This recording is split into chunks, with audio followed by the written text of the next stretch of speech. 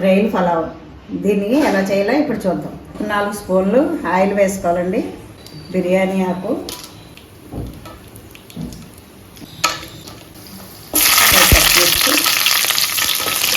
ఒక ఉల్లిపాయ, అల్లం వెల్లుల్లి పేస్ట్, ఒక 1/2 టీ స్పూన్ సాల్ట్, కొత్తిమీర, కారం, కొద్దిగా పసుపు, టమాటా ముక్కలు. ఈ రొయ్యల్లో వచ్చిన వాటర్ అంతా పోయి ఆయిల్ పైకి తేలాలి. 5 గ్లాసులు వాటర్ పోసుకున్నాను.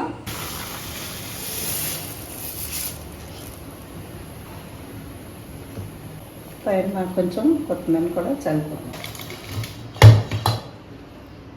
ఒకసారి కలుపుకొని